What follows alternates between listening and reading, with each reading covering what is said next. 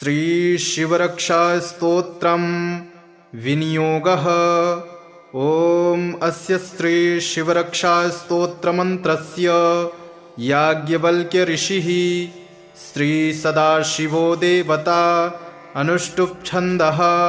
श्री सदाशिवप्रीत्यर्थं शिवरक्षास्तोत्रपाठे विनियोगः।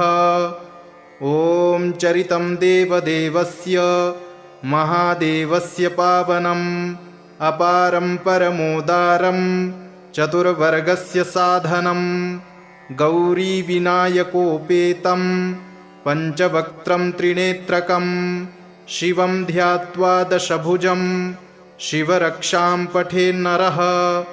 गंगाधरः शिरः पातु भालमर्धेन्दुशेखरः।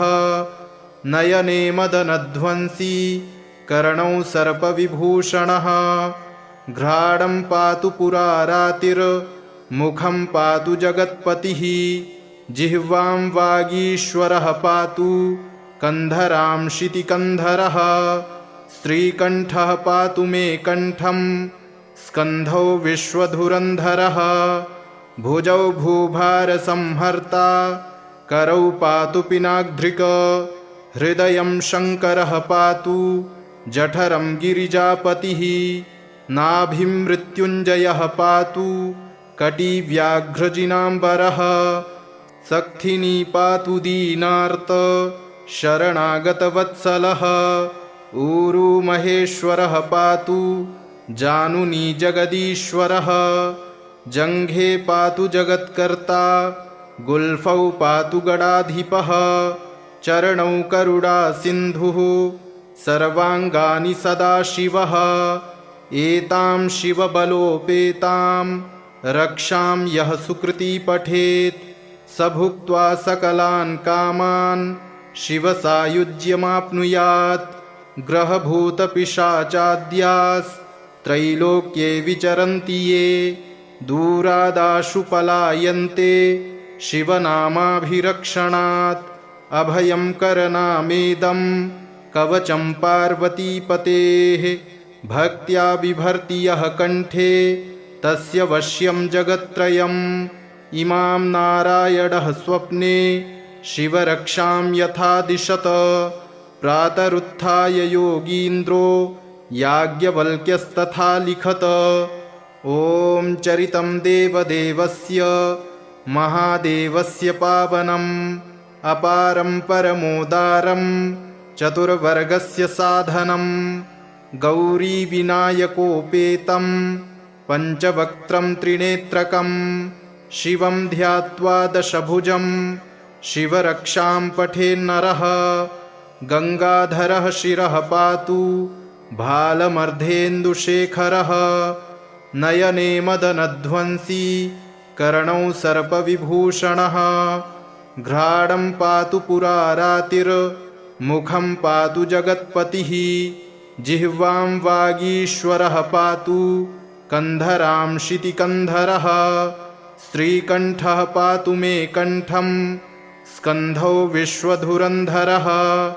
भुजौ भूभारसंहर्ता करौ पातु पिनाग्ध्रिक। हृदयं शङ्करः पातु जठरं गिरिजापतिः। नाभिं मृत्युञ्जयः पातु कटिव्याघ्रजिनाम्बरः। सक्थिनी पातु दीनार्त शरणागतवत्सलः। ऊरू महेश्वरः पातु जानुनी जगदीश्वरः। जङ्घे पातु जगत्कर्ता गुल्फौ पातु गणाधिपः। चरणौ करुणा सिन्धुः सर्वाङ्गानि सदाशिवः। एतां शिवबलोपेतां रक्षां यः सुकृती पठेत् स भुक्त्वा सकलान् कामान् शिवसायुज्यमाप्नुयात्।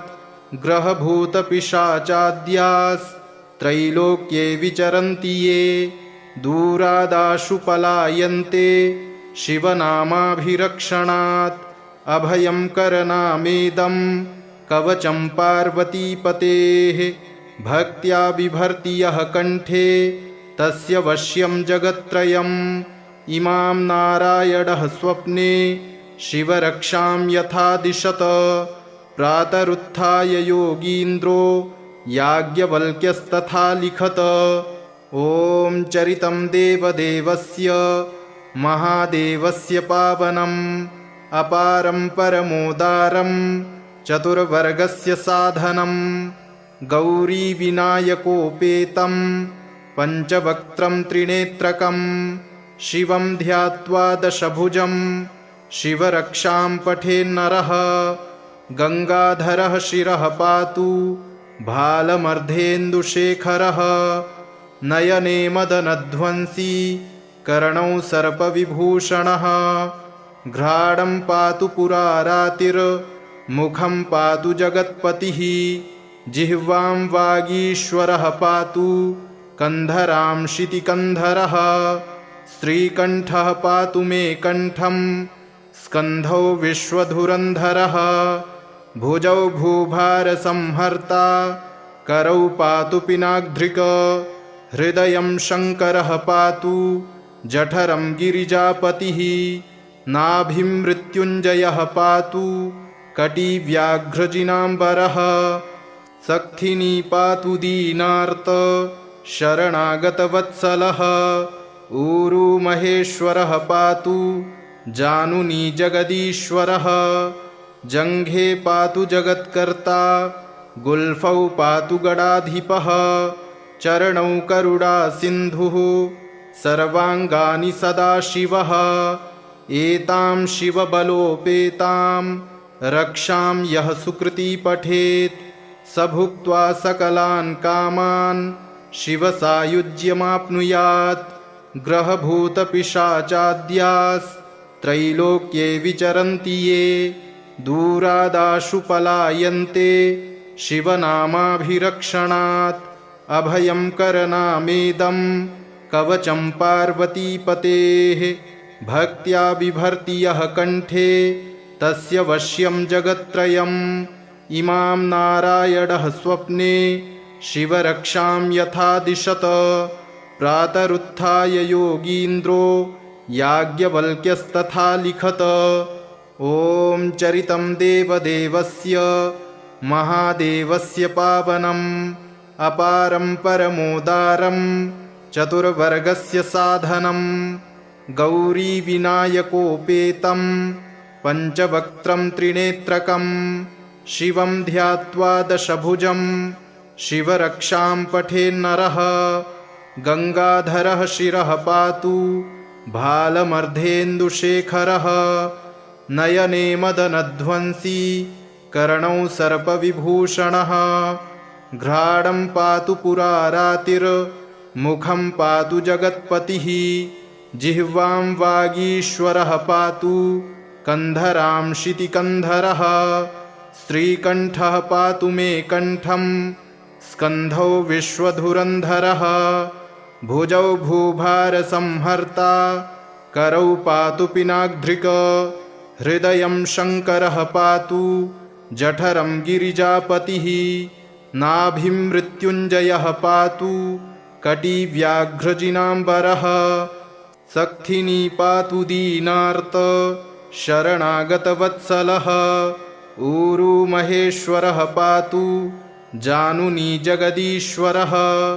जङ्घे पातु जगत्कर्ता गुल्फौ पातु गडाधिपः। चरणौ करुणा सिन्धुः सर्वाङ्गानि सदाशिवः। एतां शिवबलोपेतां रक्षां यः सुकृती पठेत् स भुक्त्वा सकलान् कामान् शिवसायुज्यमाप्नुयात्। ग्रहभूतपिशाचाद्यास्त्रैलोक्ये विचरन्ति ये दूरादाशु पलायन्ते शिवनामाभिरक्षणात्। अभयं करनामेदं कवचं पार्वतीपतेः भक्त्या बिभर्ति यः कण्ठे तस्य वश्यं जगत्त्रयम्। इमां नारायणः स्वप्ने शिवरक्षां यथा दिशत प्रातरुत्थाय योगीन्द्रो याज्ञवल्क्यस्तथा लिखत। ॐ चरितं देवदेवस्य महादेवस्य पावनम् अपारं परमोदारं चतुर्वर्गस्य साधनं गौरीविनायकोपेतं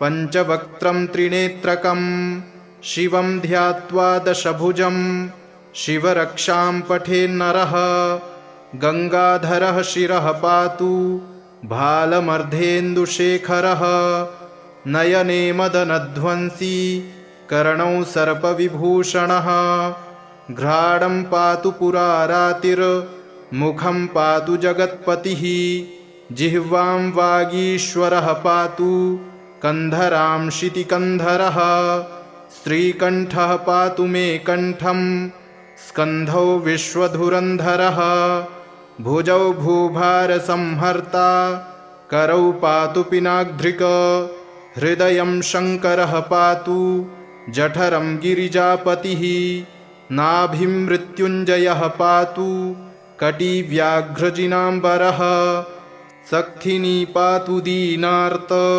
शरणागतवत्सलः ऊरू महेश्वरः पातु जानुनी जगदीश्वरः जङ्घे पातु जगत्कर्ता गुल्फौ पातु गणाधिपः चरणौ करुणा सिन्धुः सर्वाङ्गानि सदाशिवः एतां शिवबलोपेतां रक्षां यः सुकृती पठेत् स भुक्त्वा सकलान् कामान् शिवसायुज्यमाप्नुयात् ग्रहभूतपिशाचाद्यास्त्रैलोक्ये विचरन्ति ये दूरादाशु पलायन्ते शिवनामाभिरक्षणात्